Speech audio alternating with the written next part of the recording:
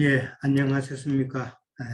오늘은 에스겔서 34장 우리가 보도록 합니다. 지난주에 에스겔 33장을 통해서 하나님께서 에스겔을 파수꾼으로 세우시고 그 다음에 파수꾼이 해야 할 일, 저들에게 하나님의 말씀을 정확히 해서 해결케 하는 일을 저희들이 다루었습니다. 근데 이제 오늘은 34장에서는 이제 목자에 대해서 계속해서 나오고 있습니다. 하나님께서는 이제 33장부터 시작해서 회복을 말씀하신다고 이제 저희들이 그렇게 나누었는데, 이제 회복을 하실 때에 하나님의 순서가 보이죠. 첫째는 이제 파수꾼을 보내고 그 다음에 이제 해결케 하는 것이죠. 그러고 난 다음에 이제는 목자가 오는 그런 내용이잖아요. 파수꾼을 세우시고 그 다음에 파수꾼을 통해서 해결케 하는 것은 예수님이 오시기 전에 세례 요한의 사역이라고 우리는 생각해 볼 수가 있죠. 세례 요한의 그 사역이고 그 다음에 이제 세례 요한이 사역이 끝나면은 참 목자 대신 예수님께서 오시는 것이죠. 그것을 우리는 먼저 생각해 볼 수 있고요. 그러니까 예수님께서 오셔가지고 당신의 백성과 우리들이죠. 우리에게 언약을 맺으시고 그 다음에 또 약속을 하시는 그러한 내용을 우리는 잘 알고 있잖아요. 그래서 에스겔 34장에서는 전체적으로 우리가 그런 모습을 봐야 된다고 이제 생각을 하고요. 에스겔 오늘 34장 1절에서 10절까지는 이제 거짓 목자에 대해서 하나님께서 경고하시는 그런 말씀이 나오죠. 예수님께서도 이 땅에 오셨을 때에 정말 거짓 목자들로 가득 찬 그런 때에 오셨잖아요. 그런 지금 에스겔서 33장에서 1절에서 10절까지 그 거짓 목자들에 대한 그 경고의 내용이 예수님 오셨을 당시에 그 모습과 똑같다라고 이제 이야기해 볼 수 있죠.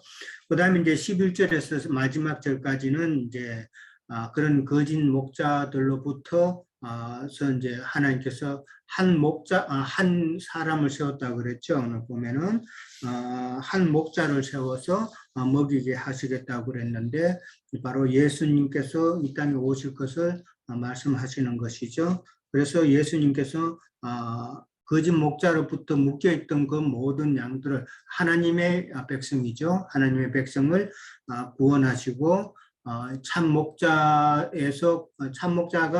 예수님께서 공급하시는 참 오늘 좋은 맑은 물, 그 다음에 좋은 꼴이라고 그랬는데 그런 것으로 양육을 시켜서 참 모든 핍박, 모든 그동안의 악조건들, 참 목자가 없으므로 거짓 목자로부터 당해했던 모든 것을 이제는 다 떨쳐내고 하나님의 평안 안에 거하게 하시겠다는 전체적인 그런 아웃라인이죠.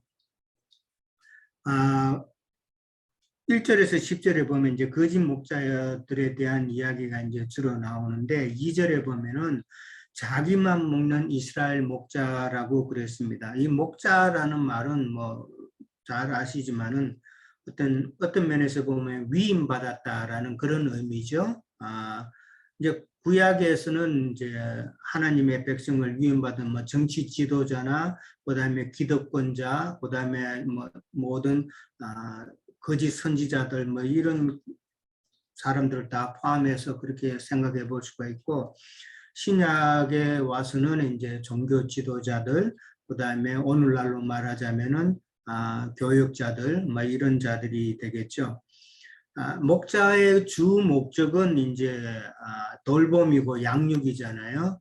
하나님의 양을 이제 돌보고 양육하고 그 다음에 보호하는 일인데 2절에 보면은 그런 목자의 모습은 전혀 이제 없는 것이죠. 자기만 먹는다 그랬습니다.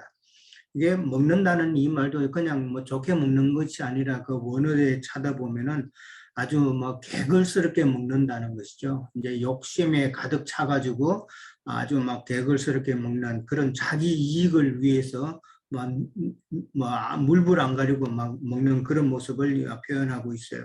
근데 이 먹는다라는 이 말이 이제 과거가 아니라 아직도 진행되고 있다는 미완료 행위라는 것이죠.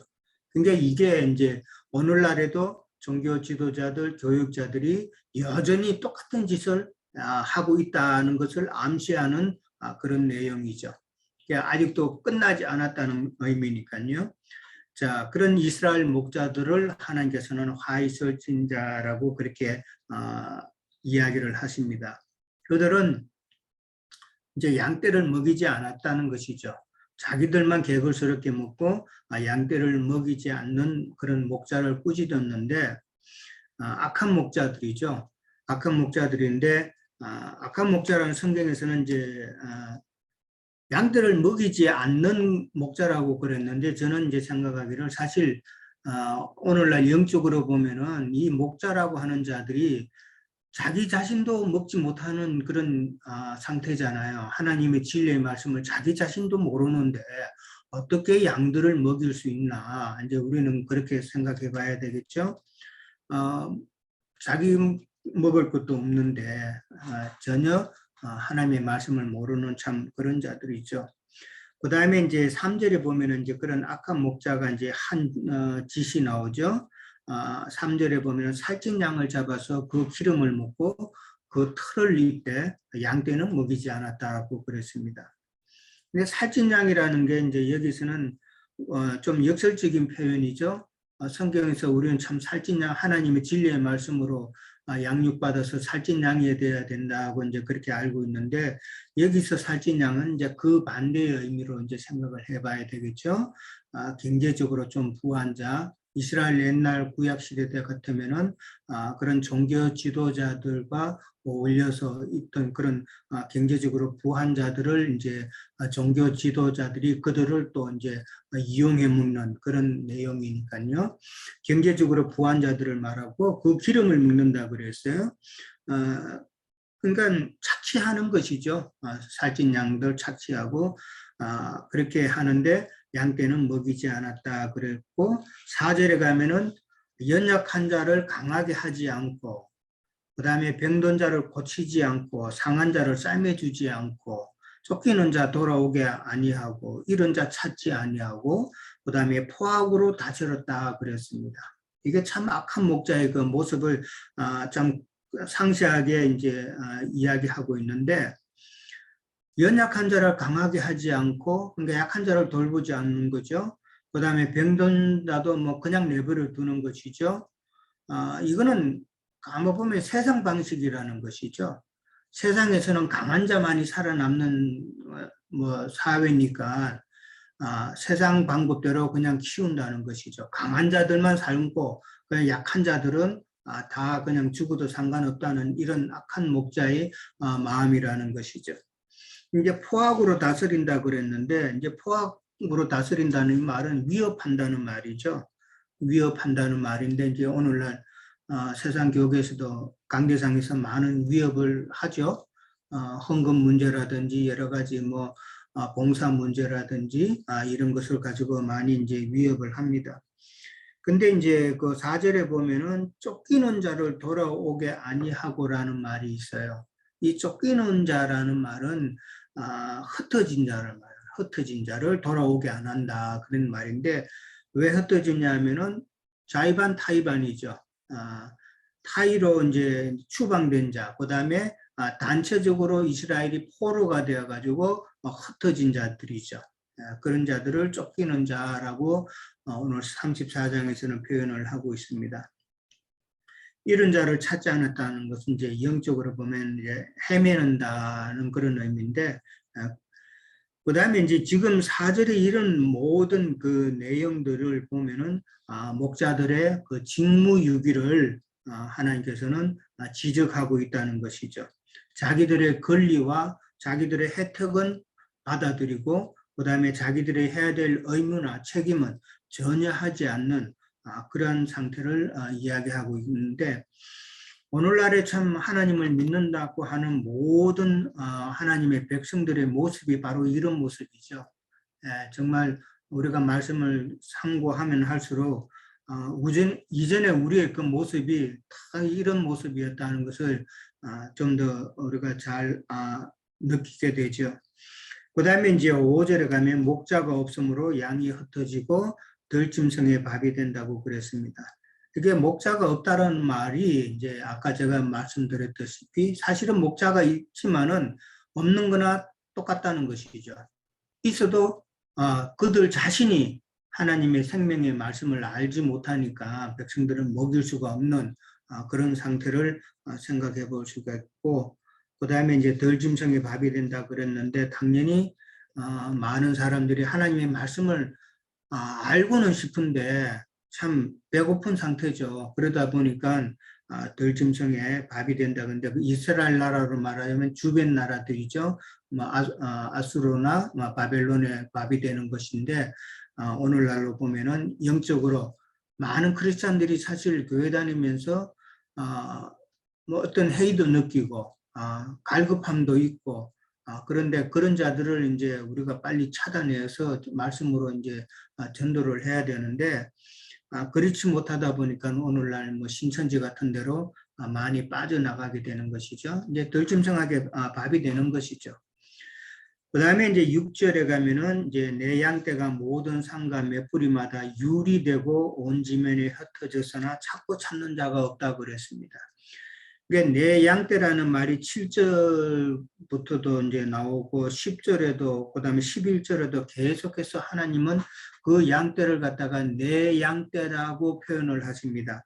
그러니까 이 말은 하나님의 소유라는 것을 강조하고 있죠. 하나님의 소유된 그 양떼가 모든 산과 메풀이마다 유리된다고 그랬습니다. 이 유리된다는 말이 그냥 떠돌아다닌다는 그런 의미보다는 성경의 그 단어, 히브리 단어에 보면은 이시구라 그래가지고 그릇 행한다라는 그런 의미가 있더라고요. 그릇 행하고 그 다음에 죄를 범한다는 그런 의미이기 때문에 모든 산과 맷뿌리는 산봉우리잖아요. 그러니까 산에서 이제 유리된다. 그러니까 오늘날로 말하자면 교회죠. 교회 이 교회 저 교회 다니면서 지금 잘못 행한다, 죄를 범한다니까 잘못된 신앙생활을 하고 있다는 그런 의미죠. 그런 의미로 생각해 볼 수 있고, 그러니까 그 당시 그 이스라엘 나라에서는 그 높은 그 산이나 맷불이 이런 데는 우상을 섬겼던 그 신전들이 있기 때문에 그런 데를 끌고 가서 우상 숭배를 하게 했다는 뜻이니까 오늘날로 보면은 여러 예배당에 돌아다니면서 잘못된 복음으로 그다음에 잘못된 영으로 참 포악이라고 그랬는데 그 위협당하면서 이제 신앙생활을 하다 보니까 참 영적인 양식은 제대로 못 먹는 그런 상태가 되죠. 그다음에 이제 찾고 찾는 자가 없다고 그랬습니다. 그러니까 다 삭군목자라는 것이죠. 다 삭군목자고 여기서 찾고 찾는 자라는 말은 바카시라는 그런 단순히 찾는다는 의미입니다. 그런데 이제 그 11절에 가면은 내 양을 찾고 찾대라고 또 나옵니다. 이 찾고 찾는 거는 지금 6절에서 찾고 찾는 자는 이제 악한 목자들이 찾고 찾는 그런 일을 해야 되는데 악하기 때문에 그런 일을 안 한다는 이야기고 11절에 가면 내 양을 찾고 찾는다는 말이 나오는데 이때는 이제 예수님께서 자기 양을 찾으시는 그 단어라는 것이죠. 그러니까 11절에 가면은 찾고 찾다는 그 단어가 바카르라는 단어입니다. 바카르라는 단어고 그 다음에 6절에 나오는 그 찾고 찾는 단어는 바카시라는 단어예요. 바카시는 그냥 찾는 거고 그 다음에 11절에 찾고 찾는 바카르는 숙고해서 찾는다는 것이죠. 그냥 찾는 것이 아니라 찾은 자 중에서도 또 찾는 그런 모습을 우리는 생각해 볼 수가 있다는 것이죠. 그러니까 그냥 부르시는 받은 자들만 아니라 부르신 가운데서도 또 참 빼내심을 생각해 볼 수가 있는 그런 단어라고 생각해 봅니다. 그 다음에 이제 7절에 가면은 7절부터 9절에 가면은 이제 다시 한번 이제 그 양떼들의 그 모습을 설명하면서 내 양떼가 절이 된 것은 목자가 없기 때문이다라고 이제 거듭 이야기를 하십니다.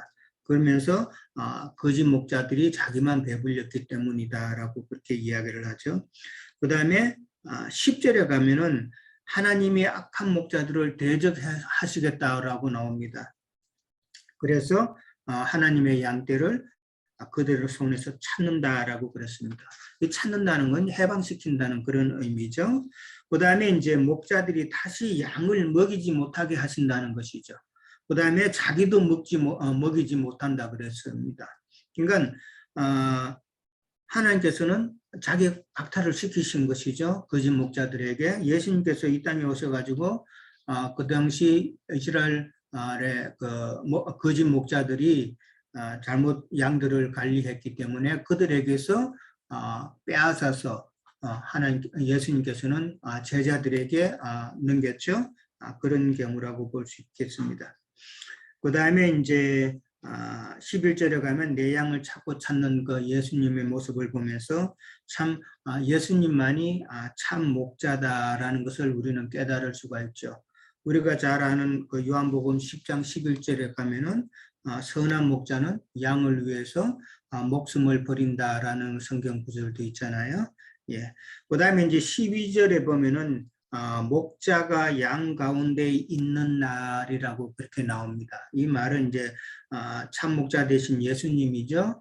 예수님이 양 가운데 있다라는 이 말은 예수님께서 직접 양을 치리하는 때를 말하는 것이죠.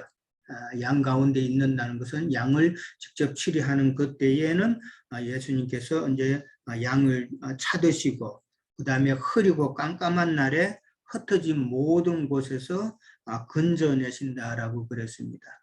이스라엘 나라로 보면은 이제 멸망과 포로의 때, 그때에 포로로 삼은 모든 나라에게서 그 자기 양을 빼낸다는 의미지만은, 네, 오늘날 보면은 영적 어둠의 때, 참 인터넷에 말씀은 많이 있는데 실제로 먹을 건 하나도 없는 그런 이 때에 참 하나님께서는 빼내신다라는 것이죠.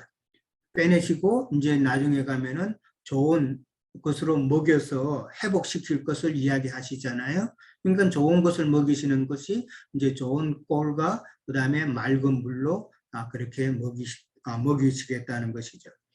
13절에 가면은 이제 그 본토로 데리고 가서 이스라엘 산 위와 시냇가에서 시냇가와 그 땅 모든 거주지에서 먹인다라고 나와 있습니다. 이스라엘 산은 시온산이죠. 그 다음에 시냇가, 그 시냇가는 이제 물이니까 생명 주시는 참 그 영을 이야기하는 거고, 그 다음에 그 땅 모든 거주지, 그러니까 가나안 땅이잖아요. 가나안 땅은 예수님이니까. 그러니까 예수님께로 본토로 모아서 예수님께로 불러 모아서 예수님께서 참 시온산에 앉히시고 그 다음에 참 예수님의 그 영으로 먹이시겠다는 그런 의미가 되겠죠. 그 다음에 이제 14절에 가면은 이제 좋은 꼴이 나오고 그 다음에 높은 산에 든다고 그랬고 그 다음에 좋은 우리가 나옵니다. 뭐 다 너무나도 잘 아시는 내용이고 그 다음에 이제 15절에 가면은 참 우리를 누워있게 한다라고 그랬는데 평안한 안식을 주시겠다는 것이죠. 그 다음에 이제 15절, 16절에 가면은 잃어버린 자를 찾고 쫓기는 자를 돌아오게 하고 상한 자를 싸매주고 그 다음에 병든 자를 강하게 하신다라고 이제 그렇게 이야기했죠. 이것은 이제 참목자 되신 예수님께서 하시는 일이잖아요. 아까 이제 먼저 나왔던 똑같은 내용이 먼저 나왔죠. 그건 악한 목자가 그렇게 했던 일이고 악한 목자 대신 악한 목자를 대비해서 참목자 되신 예수님은 그것을 다 역으로 뒤집겠다는 것이죠. 그러니까 거짓 목자와 참 목자의 차이를 우리는 생각해 볼 수가 있는데 거짓 목자는 그렇게 했던 것은 강한 자만 놔두는 거예요. 근데 약한 자 이런 자들은 그냥 다 그냥 놔두고 강한 자만 키워서 자기들의 그 실리를 챙기겠다는 그런 의미로 이제 생각해 볼 수 있고 그 다음에 예수님께서는 참 낮은 자를 지금 회복시키는 이야기잖아요. 그러니까 낮은 자라와 어울리고 그 다음에 그들을 회복시키겠다는 건 그런 내용이죠. 이게 예수님의 목자의 그 목회 방법이죠. 그러니까 고린도전서 1장 26절에서 29절에도 보면은 나중된 자가 먼저 되고 죄인이 어이롭다 함을 얻고 악한 자를 들어서 강한 자를 부끄럽게 하신다는 말씀이 있잖아요. 그 말씀처럼 예수님의 목회 방법이죠. 강한 자하고는 어울리지 않고 그 구절에도 보면은 살찐 자와 강한 자는 없앤다고 그랬잖아요. 살찐 자와 강한 자는 없이고 정의대로 그들을 먹인다라고 그랬습니다. 정의대로 그들을 먹인다는 것은 이제 심판하시겠다는 것이죠, 하나님께서. 근데 여기서 살찐 자와 강한 자는 이 역설적인 표현입니다. 그냥 우리가 원하는 것은 참 하나님의 생명의 양식으로 살찌고 그 다음에 강한 자가 되어서 하는 이런 표현도 있지만은 지금 여기서는 역설적인 표현이에요. 이건 거짓 목자들을 두고 하는 말이기 때문에 반대로 이제 생각을 해야 되겠죠. 그들은 하나님의 정의대로 하나님의 공의대로 심판을 받을 존재라는 것이죠. 그 다음에 이제 그 17절에 가면 양과 양 사이가 나오고 순양과 순염소 사이에서 이제 하나님께서 심판하신다 그랬습니다. 그 양, 그 두 무리가 있는데 한 무리의 양은 하나님의 백성이고 또 한 무리의 양은 조금 전에 나왔던 살찐 자와 강한 자와 함께하는 그런 패역한 그 양들이겠죠. 그 다음에 순양과 순염소도 마찬가지로 수컷이라는 것은 씨를 가졌기 때문에 이제 사역자를 말하는 것이죠. 순양이라는 것은 진리의 사역자를 말할 것이고 순염소라면은 거짓 사역자, 거짓 목자를 말할 것이다라고 생각해 봅니다. 그 다음에 18절에 가면은 좋은 꼴과 맑은 물이라는 표현이 있습니다. 잘 아시는 대로 참 진리의 말씀과 참 진리의 그 영을 말씀하시고 있죠. 근데 이제 악한 목자들은 발로 그것을 더럽혔다는 것이죠. 더럽혔다는 것은 하나님의 말씀을 갖다가 참 섞어놨다는 것이죠. 혼란케 하고 참 다른 복음으로 섞어놔서 흙탕물로 만들었다는 것이죠. 그러니까 흙탕물 먹으면은 아무래도 무슨 병 생기겠죠. 깨끗한 물을 마셔야 참 생명이 음료가 되는데 그런 이야기죠. 그 다음에 19절에 가면 그러므로 인해서 악한 목자들로 인해서 내 양은 너희가 더럽힌 것으로 먹는다라고 이제 표현을 하셨어요. 더럽힌 것으로 먹는다는 것은 잘못된 신앙생활을 하고 있다라는 것을 이제 표현을 하고 있습니다. 그 다음에 20절에도 또 마찬가지로 살찐 양과 파리한 양 사이에서 심판한다 그랬습니다.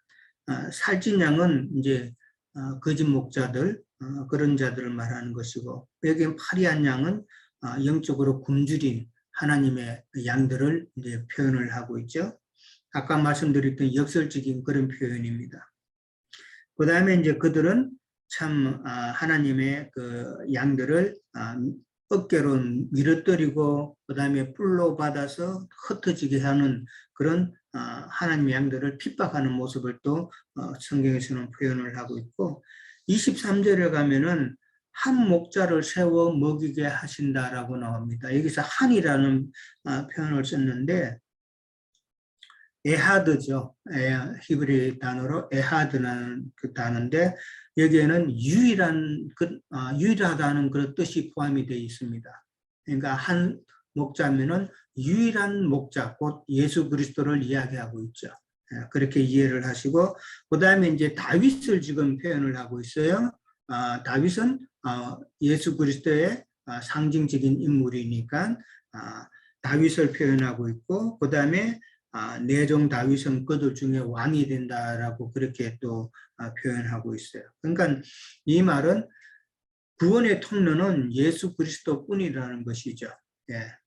참 예수님께서 참 목자가 되시고 다윗을 또 표현해서 다윗은 이제 왕이니까 우리가 참 왕된 예수님의 안에서 참 구원을 얻은 그런 모습을 생각해 볼 수 있고 25절에 가면은 내가 그들과 화평의 언약을 맺고 악한 짐승을 그 땅에서 거치게 하리니 빈들에 거하며 숲을 가운데서 잔다라고 그랬습니다.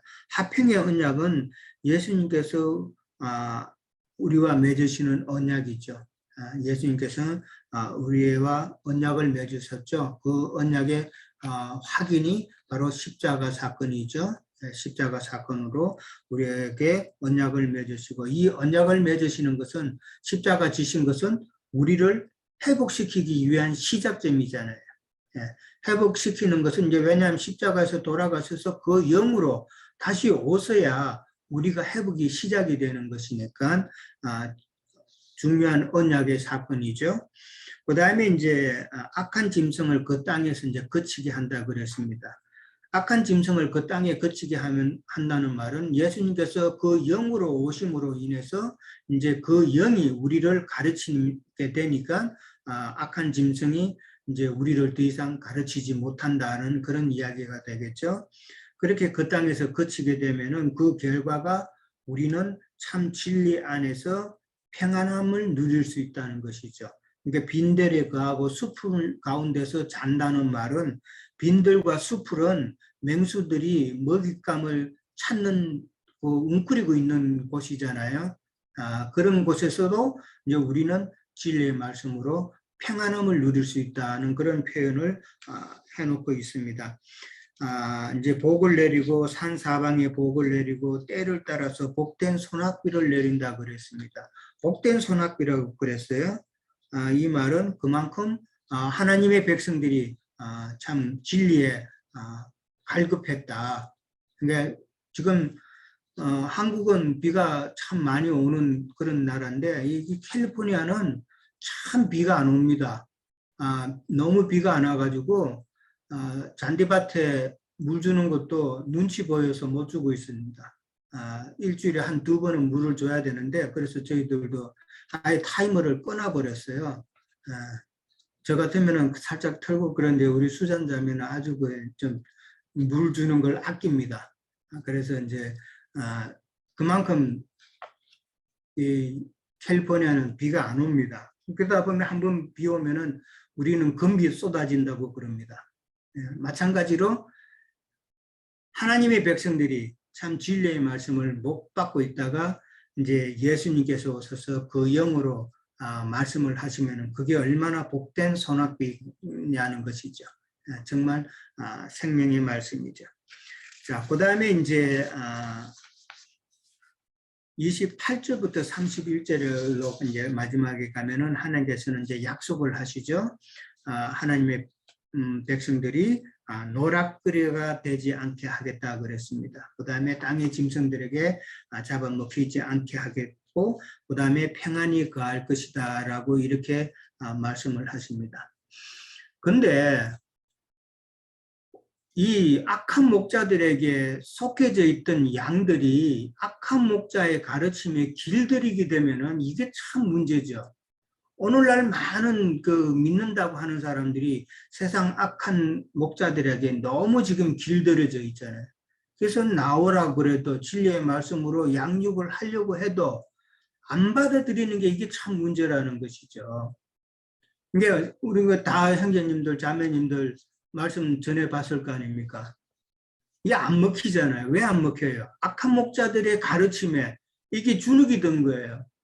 사람도 너무 그런 게 있잖아요. 뭐 옛날에 한국의 그 염전에서 그 노예로 그냥 사람 노예로 그냥 돈도 안 주고 먹는 것도 아주 제대로 안 주고 그랬는데 그 사람을 이제 경찰이 구해냈는데 이 사람이 다시 거기 들어갔다 그러잖아요. 왜 그래요? 자기의 이게 습관인 것이죠. 그러니까 거기서 나와야 되는데 그게 안 나오면 우리 하나님은 참 그렇게 나와서 회복시켜서 참 많은 열매 맺기를 원하시는데 이게 나오지 못하면 그건 또 참 그 사람이 문제라는 것이죠. 그래서 30절에 가면은 내 양 곧 내 초장의 양 너희는 사람이요 나는 너의 하나님이라 라고 그럽니다. 너희는 사람이요 라는 이 말씀은 저는 참 하나님이 필요한 존재라는 것을 이제 말씀하시지 않나 그렇게 생각해 봅니다. 왜냐하면 사람이라는 존재는 연약한 존재고 헬과 육에 속한 존재이기 때문에 우리의 힘만으로는 아무것도 할 수 없는 하나님이 필요한 존재라는 것을 하나님께서 말씀하고 계시는 것이고, 그 다음에 나는 너희 하나님이다 라는 것은 참 너희의 그 영적 필요를 나는 다 채워줄 수 있다는 그런 의미라는 것이죠. 이것이 참 하나님께서 원하시는 통치죠.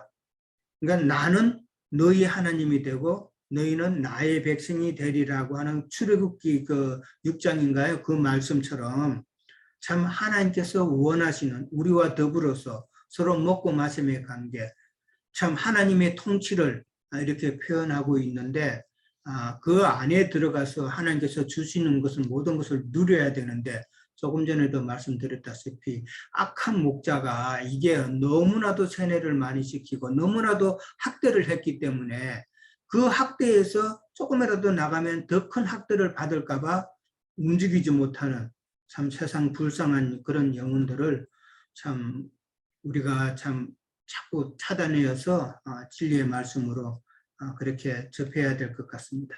예, 여기까지입니다. 네. 훈계자님들 반갑습니다.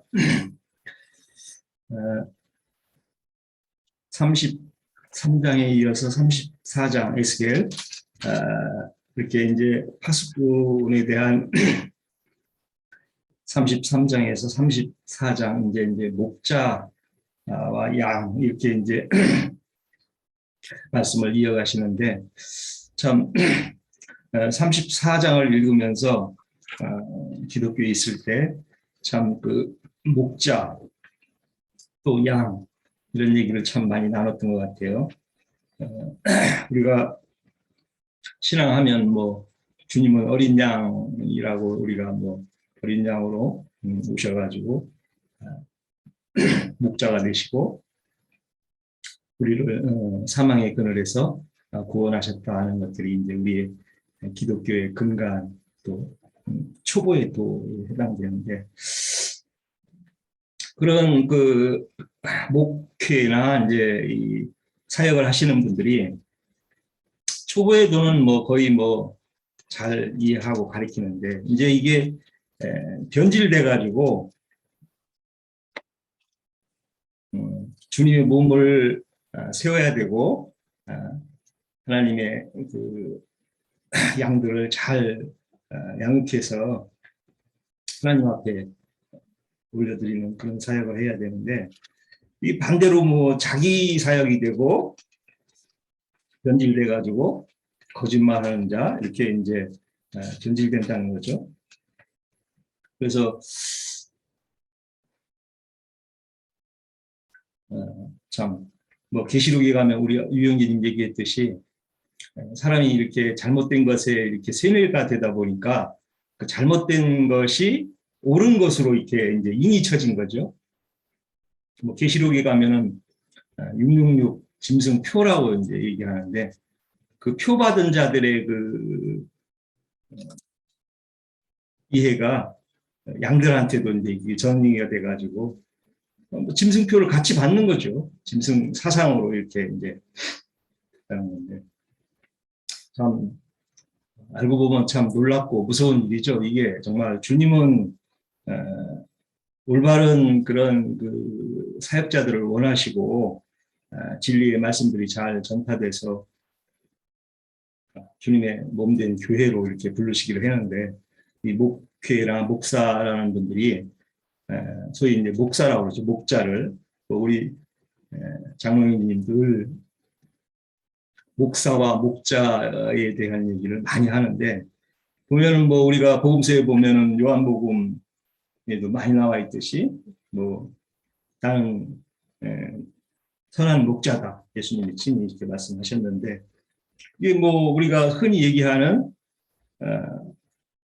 에베소서 4장 11장 12절에 나와 있죠. 제가 한번 읽어보겠습니다. 에베소서 4장 11절. 그가 어떤 사람은 사도로, 어떤 사람은 선지자로, 그 어떤 사람은 복음 전하는 자로, 어떤 사람은 목사와 교사로 삼으셨으니 이는 성도를 온전하게 하여 봉사의 일을 하게 하며 그리스도의 몸을 세우려 하심이라 이렇게 되어 있습니다. 그리스도의 몸을 세우려라 하는 말까지를 우리가 잘 이해를 해야 되는 거죠. 그래서 뭐 우리가 여기 목사라고 나와 있는 것은 이제 포이맨이라고 해서 뭐 신약 성서에 거의 뭐 많이 이렇게 목자로 번역이 되어 있는데 이 한 군만 목사로 번역이 되어 있습니다. 이 얘기는 뭐 우리가 기독교인들 중에도 많이들 알고 있어요. 이게 제 동료들 뭐 지금 목회 사역하는 목사님들도 이게 목자라는 얘기는 뭐 90%는 알고 있어요. 이렇게 보면. 그런데 이것을 그렇게 이렇게 변명을 해요. 여러 가지로 변명을 해요. 어차피 가르치는 자, 뭐 저번에 그 집내교 그 목회하시는 분은 뭐 목사와 교사라고 해가지고 목자와 뒤에 교사의 사자를 해서 뭐 그냥 목사로 하면 되지 뭐 그걸 가지고 이렇게 시비를 거냐고 이제 이렇게 얘기도 하시던데 참 뭐 변명과 이런 어떤 자기의 합리화의 이런 말로 이것들을 이런 말씀들을 변질을 시키고 거짓말을 한다면 나중에 심판은 주님 앞에 뭐 우리가 뻔한 거죠. 그래서 정말 돌아온 자들은 주님의 몸을 세워야지 자기 몸을 세우는 그런 자들이 되는 거죠. 자기 몸이라는 게 뭐 예배당 차려가지고 성도들, 교인들 모아놓으면은 그게 예수님이 받는, 하나님이 받는 그 양으로 생각을 하면은 참 오해하는 건데 받지 않는 그런 예배고 받지 않는 양들이라는 것은 우리가 말씀을 통해서 뭐 어디에서도 그걸 발견할 수 있습니다. 그래서 저는 뭐 기독교에 있을 때 제가 많이 했던 게 마태복음 7장 15절 나누다가 참 여러 가지도 제가 당해봤는데 제가 한번 읽어보겠습니다. 거짓 선지자들을 삼가라. 양의 옷을 입고 너희에게 나오나 속이는 노력하는 일이라. 이렇게 이제 양의 옷을 입었다고 그랬거든요. 거짓 선지자들이. 세상에 있는 뭐 선지자들이라는 사람들은 양의 옷을 입질 않죠. 예수님 팔질 않죠. 양의 옷을 입고 나오나 속이는 노략질하는 일이라고 이렇게 짐승이라고 이렇게 마태복음 7장 15절에는 이렇게 증거를 하고 있는데 예수님 파는 사람들이죠, 이 사람들이. 양의 옷을 입었다는 것은 뭐 예수님을 빙자해서 예수님을 팔아서 이렇게 못된 열매를 맺게 하는 상황이 이제 이렇게 전개되는데 지금의 오늘날의 사역자들이 정말 이런 우리 에스겔 34절을 통해서 증거하는 우리 형제님들을 통해서 신앙이 어떻게 하는 게 잘못되고 어떤 것이 악한 행위라는 것을 잘 구분했으면 합니다. 저는 이제 더 나아가서 니골라당이라는 이제 이 목사들이 이제 소위 우리 기독교에서는 이제 성직자라고 해서 이제 우리는 교인들은 뭐 보통 평신도 그래서 우리가 이제 저는 동동체에 있을 때 평신도는 가 있고 상신도가 있는 거야. 이제 그렇게 이제 참 논쟁을 많이 했던 기억이 있는데 평신도가 있으면 상신도가 있는 거죠. 이게 니골라당들의 사고인데 목회자들의 상신도 자기네들은 이제 성직자 상신도라는 거죠.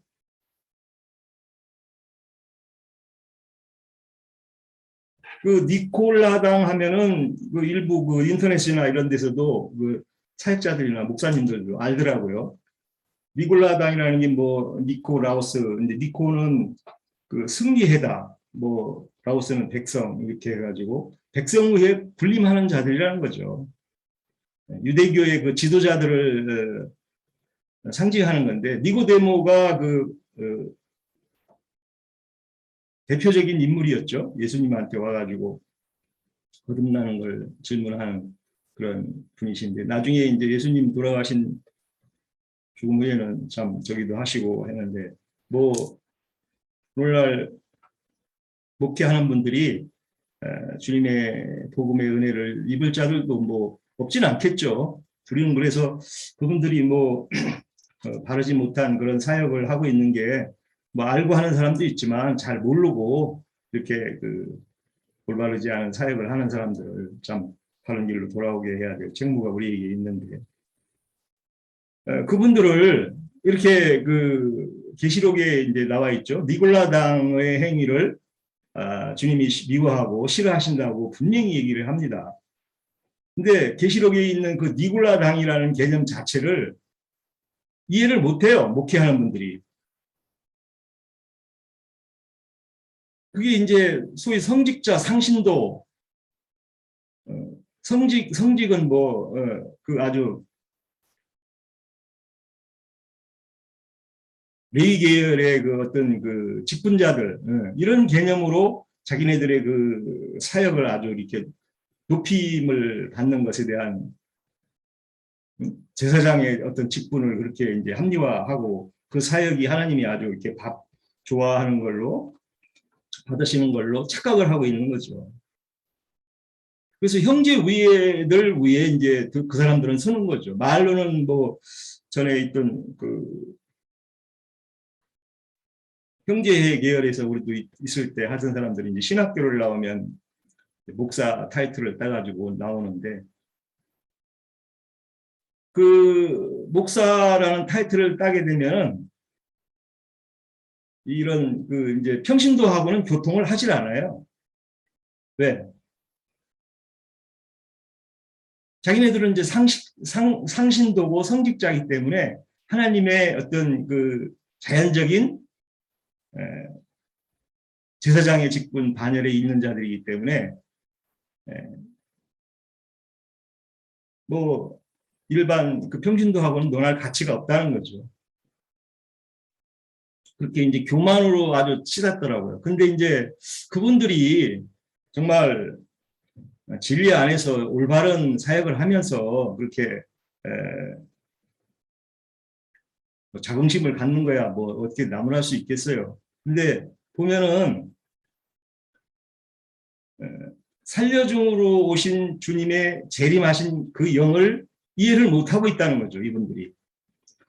우리가 에스겔서 34장에서도 주님은 얘기해요. 내가 친히 목자가 되고 내가 친히 내 양을 다스리겠다 하신 게 이제 인자로 오셔서도 그렇게 하셨지만은 살려주는 영으로 재림하셔서도 오늘날에도 친히 목자가 되셔서 우리를 주님의 초장으로 진리에 대한 이해를 늘 계시를 해주고 이끌어 주시는데 그런 주님의 재림과 또 우리 안에 오신 주님에 대한 이해가 이렇게 부족하다 보니까 이분들은 어느 날 어느 시기에 오는 재림 주님을 늘 기다리라고 평신도들한테 가르치고 오해된 말씀들로 육의 말씀, 영의 말씀을 섞어서 이렇게 가르치다 보니까 뭐 우리 에스겔 34장에 있는 자기만 먹는 목자라고 그러죠. 자기들만 먹는. 자기 먹는 것도 그것도 사실은 뭐 완전 혼합된 말씀을 먹으면서도 분별을 못하는 거죠. 그래서 어느 날 뭐 죽으면 그 사람들은 이제 천당에를 간다고 성도들한테 그렇게 뭐 2점 몇 프로가 뭐 간다고 그렇게 강대상에서 설교하는 분을 봤는데 죽으면 천국 가는 사람이 기독교인 중에 뭐 2점 몇 프로나 뭐 그러니까 어떻게 이렇게 프로스테이지도 잘 아는지 참 의아하는데 그분 사역들이 어떤 잘못된 거짓 목자라는 개념을 이렇게 태연히 하면서도 이마가 굳어져서 그렇게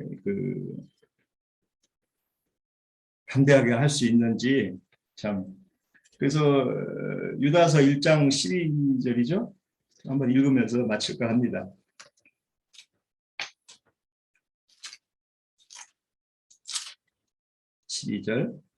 네.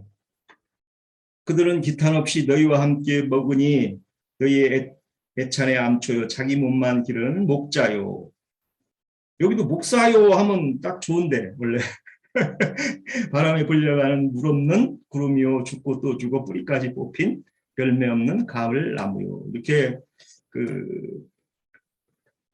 유다 형제님은 이렇게 거짓 목자들을 증거하고 있는데 자기 몸만 기르는 거예요. 그래서 요즘 세상에서도 뭐 예배당을 뭐 비즈니스 센터라고도 이렇게 참 예배당 안 다니는 사람들이 거기 비즈니스 하는데 아니야 뭐 이렇게 참 놀려서 얘기하는데 오히려 예배당 안 다니는 사람들은 더 잘 알아요. 거기 돈 받는 데고 비즈니스 하는 데라고. 요즘 예배당을 가면 다 커피숍 뭐 1층은 뭐 다 뭐 얼마 전에 뉴스에서는 뭐 24시 편의점을 예배당 밑에다 이렇게 운영하다가 뭐 말 안 듣는다고 전도사인가 부목사를 뭐 폭행한 목회자 얘기도 나오는데 어찌 하다 보니까 예배당이 정말 비즈니스 하는 센터로 지금 바뀌어가지고 그런 얘기를 해줘도 그 사람들은 그게 하나님께 영광 돌리는 건 줄 알아요. 예배당 크게 해가지고 많은 사람 모아가지고 하면 그게 사탄한테 영광 돌리는 건데 참 우리가 참 진리 안에 있는 사람들이 보면 참 황당하고 이해할 수 없고 그런데도 그 사람들은 그것이 정말 그렇게 합당한 걸로 이해하고 신앙생활을 한다는 자체가 참 우리가 주님 안에 있는 풍성한 꼴을 먹는 우리는 그런 것을 다 이렇게 알아볼 수 있다는 게 좀 행복이라고 생각합니다. 그만하겠습니다. 자, 금방 우리가 봤던 에스겔서 34장은 에스겔 선지자는 우리가 잘 알다시피 포로지에서 사역하는 선지자였죠. 그리고 이제 우리가 보고자 하는 거는 에레미야 23장 에레미야 선지자는 이제 예루살렘에 남아서 이제 이렇게 사역을 하시는 분이에요. 근데 똑같은 말씀을 하고 있어요. 그래서 그것이 이제 압축되어 있는 것이 에레미야 23장 같아서 한번 읽어볼게요. 여호와의 말씀이니라 내 목자의 양떼를 멸하며 흩어지게 하는 목자에게 하 있으리라. 그러므로 이스라엘 하나님 여호와께서 내 백성을 기르는 목자에게 이와 같이 말씀하시니라. 너희가 내 양떼를 흩으며 그것을 몰아내고 돌보지 아니하였도다. 보라, 내가 너희 악행 때문에 너희에게 보응하리라. 여호와의 말씀이니라. 내가 내 양떼에 남은 것을 몰려갔던 모든 지방에서 모아 다시 우리로 돌아오게 하리니 그들이 생육번성할 것이며. 자, 그러면 남유다에 남아있는 사람들은 스스로 이렇게 자기들은 죄가 없어서 이렇게 하나님이 여기에 이렇게 남겨두셨고 포로지에 이렇게 흩어진 자들은 그들이 죄 때문에 흩었다 이렇게 생각하는 사람들인데 그와 정반대에 이렇게 말씀을 하고 있죠. 흩어진 자를 다시 모아서 그들을 번성할 것이라고 말씀해요. 내가 그들을 기르는 목자들을 그들 위에 세우리니 그러니까 지금까지의 목자와 다른 목자를 세우겠다라는 것이죠. 그들이 다시는 두려워하거나 놀라거나 잃어버리지 아니하리라. 여호와의 말씀이니라. 여호와의 말씀이니라. 보라 때가 이르리니 내가 다윗에게 한 의로운 가지를 일으킬 것이라. 그가 왕이 되어 지혜롭게 다스리며 세상의 정의와 공의를 행할 것이며 그의 날에 유다는 구원을 받겠고 이스라엘은 편안히 살 것이며 그의 이름은 여호와 우리의 공의로 일컬음을 받으리라. 그러므로 여호와의 말씀이니라. 보라 날이 이르리니 그들이 다시는 이스라엘 자손을 애굽 땅에 인도하여 내신 여호와의 사심을 맹세하지 아니하고 이스라엘 집 자손의 북쪽 땅 그 모든 쫓겨났던 나라에서 인도하여 내신 여호와의 사심을 맹세할 것이며 그들이 자기 땅에 살리라 하시니라. 자, 똑같은 말씀입니다. 우리가 오늘 봤던 그러니까 포로지에서는 에스겔이 또 남은 유다 땅에서는 에레미야가 똑같이 이런 불의한 어떤 목자에 대한 어떤 책망의 말씀과 그들에 대한 심판의 말씀과 또 새로운 어떤 목자를 세울 것이다라는 것을 이렇게 말씀을 하고 있어요. 그럼 오늘의 이렇게 그 34장을 좀 압축해서 보면 1절에서 6절까지는 목자들이 지금 흩어졌어요. 다 이제 포로시로 잡혀갖고 예루살렘의 칼들이 이렇게 몰려오니까 그를 피난하기 위해서 이렇게 흩어졌죠. 그거는 다 이기적인 목자, 자기 배만 물리는 목자. 여기에 보면은 그런 어떤 목자들에 의해서 흩어졌게 되었고, 또 이제 7절에서 10절까지는 이제 그런 목자들에게서 내 양들을 다 이렇게 다시 분리시켜 내겠다라는 것이죠. 그들에게 다시는 목자의 어떤 일을 이임하지 않겠다, 이런 것이 이제 그 말씀이었고, 또 11절에서 16절까지는 이제 여호와가 직접 목자가 되겠고 내 양을 본토로 인도하여 꼴을 먹이겠다, 이렇게 말씀을 하시는 내용이에요. 그런데 그렇게 드릴 때 그것을 그냥 무작정 드리는 것이 아니라 양들과 양들 사이에 불의에 속한 자들과 의에 속한 자들이 이렇게 판별을 할 것이다라고 말씀을 하고 있고, 또 그 지도자들, 순양과 염소들도 판단해서 이렇게 하겠다라는 말씀이 있죠. 그리고는 이제 23절에서 24절까지는 여호와의 종 다윗으로 말하는 그 메시아의 어떤 목자됨을 이렇게 예표적으로 말씀을 하고 있어요.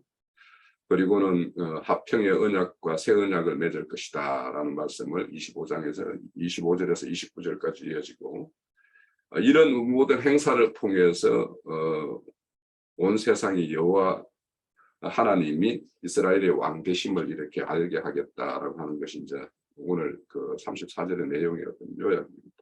그런데 우리가 대조적인 어떤 두 구절을 또 찾아서 이렇게 대조를 해본다라면 34장 4절에 보면 불의한 목자들이 행하는 것이 딱고 한 절에 다 이렇게 집약이 되어 있죠. 연약한 자를 강하게 하지 아니하며 병든 자를 고치지 아니하며 상한 자를 싸매지도 아니하고 쫓기는 자를 돌아오게 하지 아니하고 잃어버린 자를 찾지 않고 그들에게 오히려 포악을 행했다라고 하는 것이 이제 있고, 또 이제 새로운 목자의 어떤 의를 행할 어떤 목자로는 16절에 또 이렇게 딱 압축이 되어 있어요. 그 잃어버린 자를 내가 찾으며 쫓기는 자를 내가 돌아오게 하며 상한 자를 내가 싸매며 병든 자를 내가 강하게 하려니와 살찐 자와 강한 자. 여기서 살찐 자와 강한 자는 오히려 그런 어떤 목자에 이렇게 빌붙어 가지고 자기의 일을 같이 이렇게 취하는 자들의 어떤 상징이에요. 그런 자들은 내가 없애고 정의를 이렇게 베풀겠다, 이런 말씀을 해요. 그런데 이제 우리가 돌이켜서 여기에 보면 이제 새로운 왕으로 세우실 한 목자, 그 34절입니다. 23절입니다.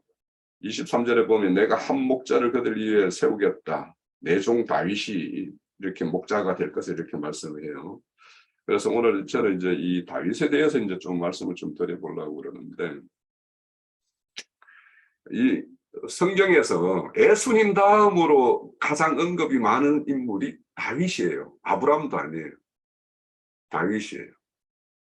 다윗에 대해서는 사무엘 상부터 사무엘 하까지고요. 열왕기 상에도 이렇게 언급이 되어 있고, 역대상 같은 경우도 다 그거고, 시편도 다 다윗이 거의 절반 이상을 써버렸고, 그만큼 다윗은 그 구약에서의 어떤 비중도 크지만 신약에서도 다윗이 엄청 언급이 돼요. 그래서 왜 이렇게 다윗이 이렇게 많이 언급이 될까, 이렇게 보면 이제 우리가 흔히 말하는 다윗의 뿌리 이런 말도 많이 듣죠. 우리 이 계시록에 나오는 말씀인데, 그래서 다윗의 뿌리라고 말할 때 이게 그 뿌리가 거루특이에요. 거루특이에서 나는 한 가지예요. 오히려 이 뜻 자체로 보면, 그러니까 그 가지인데 이제 다윗이 뿌리가 되면 거기에서 이제 난 가지가 이제 예수님이 이렇게 거루특이에서 난 어떤 그런 모습으로 오셨죠, 우리에게.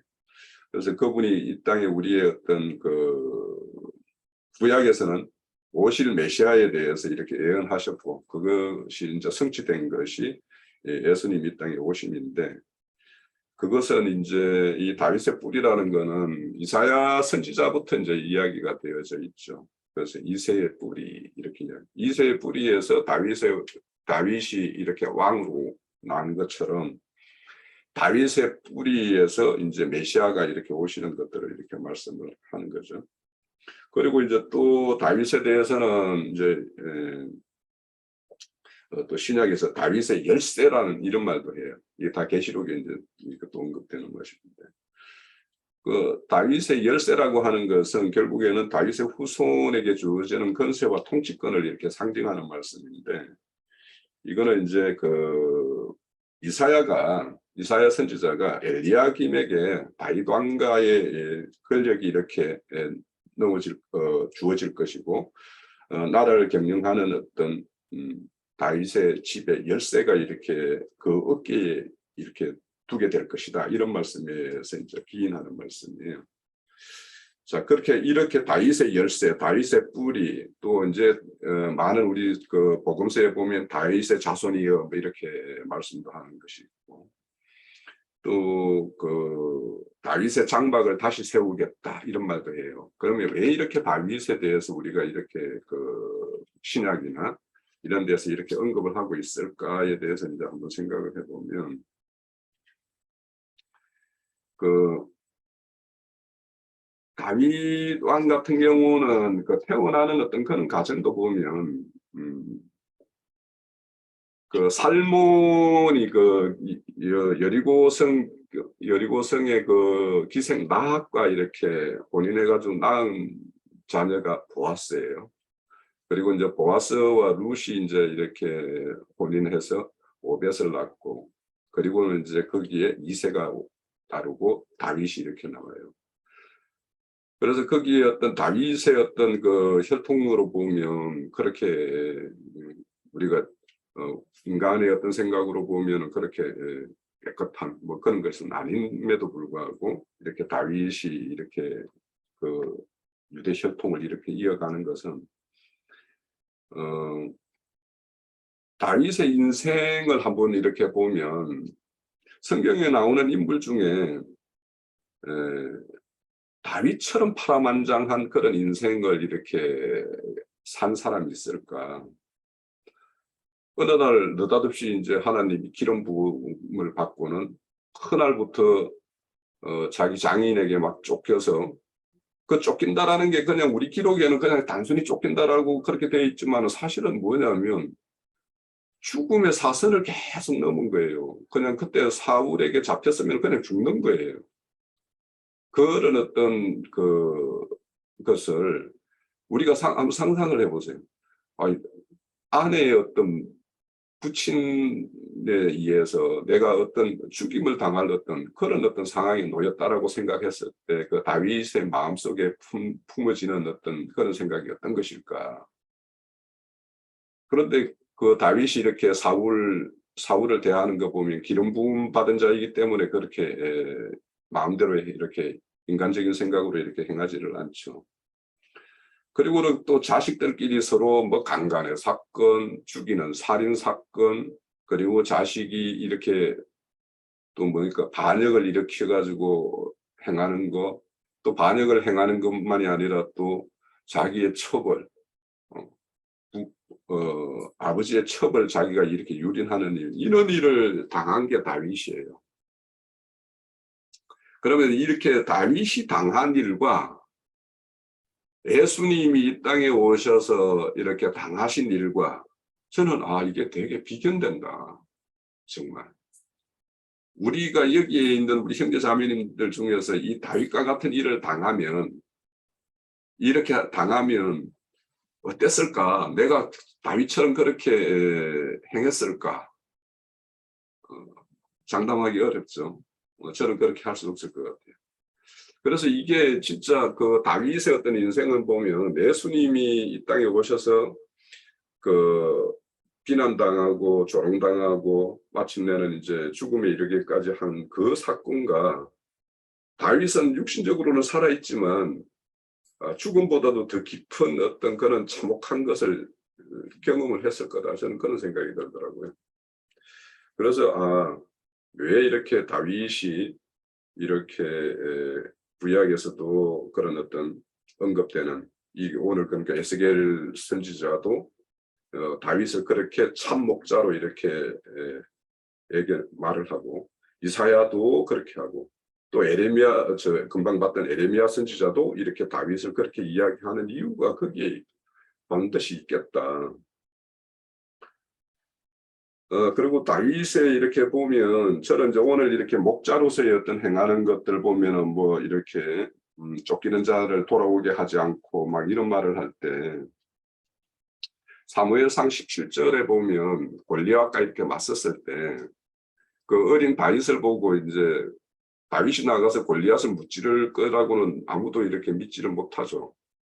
그런데 그때 이제 다윗이 자기가 자기 스스로를 변정을 해요. 뭐냐, 아버지의 양을 치하여 가는 들짐승들을 자기가 추적해 따라가 가지고 그 들짐승을 쳐서 그 아구에 물려 있는 그 양들을 이렇게 탈취해서 다시 돌아오게 했고 또 그렇게 했다라는 것을 증거를 해요. 그래서 그런 모습들이 사실은 오늘 여기 보면 참 목자의 어떤 모습이거든요. 그러니까 아버지가 맡겨진 양을 온전히 보호하고 하기 위해서 들짐승을 이렇게 추적해서 따라간다라는 것은 목숨을 걸어야 되는 일이잖아요, 사실은. 그런데 그것을 이렇게 무릅쓰고 따라가서 이렇게 구해내는 어떤 그런 모습들을 보면 참 목자의 어떤 모습이다.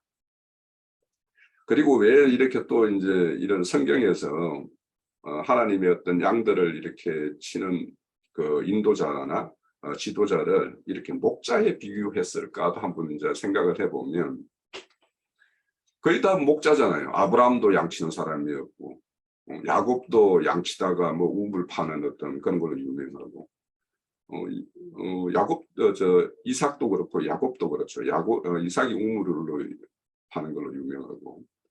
근데 이제 모세도 또 마찬가지예요. 모세도 이제 실질적으로 이제 그 미디안 계곡에 가서 40년을 양치는 걸 배워요. 그리고 왜 양치는 자를 이렇게 그 시대의 어떤 하나님의 어떤 일을 하는 그런 목자로서 인도자로 이렇게 세울까? 그들이 이끌고 갈 사람들이 뭐냐면 짐승이기 때문에 그래요. 다 이성 없는 짐승이고 그래서 시편의 어딘가에 보면 왜 이런 어떤 내가 어제 말씀을 한번 찾다가 내가 못 찾았는데 거기 보면 왜 이렇게 짐승들을 이끄는 목자를 양치는 자를 이렇게 세우는가에 대한 어떤 그런 말씀이 그렇게 있어요. 그거는 이제 또 우리가 연결해서 보면 예수님이 이 땅에 오실 때 처음에 이제 구유에 이렇게 누이는 모습으로 이렇게 왔죠. 그것도 보면 짐승들의 어떤 양식으로 이렇게 오셨다라는 것, 이런 것들을 상징해서 우리에게 보여주는 것인데 그렇게 양치는 자로서의 어떤 그런 다윗의 모습, 그리고 다윗은 또 굉장히 또 인간적인 모습도 있어요. 뭐냐면 요나단과의 어떤 그 우정을 그렇게 깊게 나누는 어떤 그런 모습도 있어요. 그러니까 이거는 예수님이 이 땅에 오셔가지고 제자들을 자기 친구 삼아서 이렇게 이끌고 하는 어떤 그런 모습과도 비견되고, 또 다윗은 이제 그 자기가 사울에게 이렇게 도피하는 과정에서도 그 유랑하는 어떤 그 무리들이 자기 따르는 400인을 이렇게 자기 군대를 이렇게 조직을 하잖아요. 그런 것들을 보면 이런 어떤 지도자로서의 어떤 역량, 그리고 또 그 다윗 같은 경우에는 또 이렇게 사울의 어떤 뭐 마음이 이렇게 피폐해졌을 때 이렇게 음악을 이렇게 연주해 줌으로 인해 가지고 사울의 마음을 이렇게 다스리게 했다라는 것을 보면 이제 음악가로서, 또 시편의 어떤 그 구구절절한 어떤 말씀을 보면은 이대한 시인으로서 어떤 이런 것들을 다 갖추고 있는, 그러니까 예수님이 이 땅에 오셨을 때 어떤 전지전능하시고 하신 어떤 그 모습과 다윗의 어떤 그런 여러 방면에서 어떤 뛰어난 모습, 이런 것들이 또한 이렇게 잘 이렇게 일치가 된다라는 걸 이렇게 좀 볼 수가 있어요.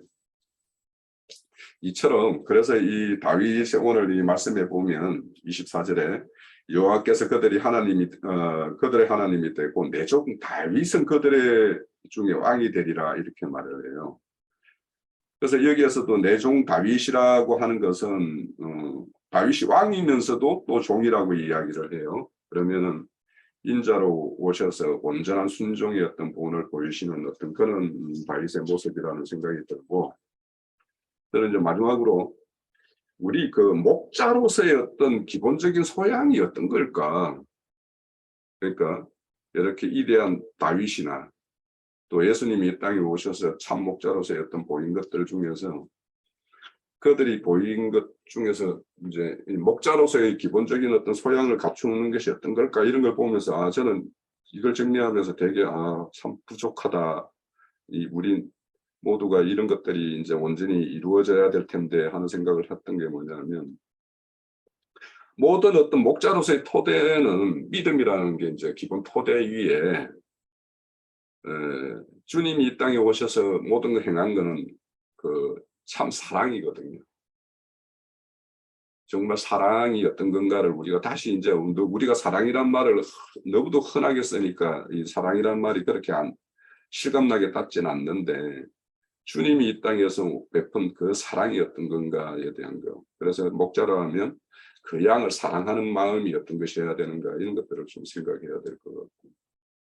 그리고 이제 이런 목자, 이 다윗이 그렇게 인내하고 그런 어려운 가운데에서도 끝까지 하나님의 어떤 길을 이렇게 치우치지 않고 이렇게 갔던 거는 그 다윗의 어떤 믿음에 바탕한 어떤 인내심, 이런 거라는 생각도 들고, 저 참 인내심 없거든요, 사실. 저 인내심이 너무 부족해서.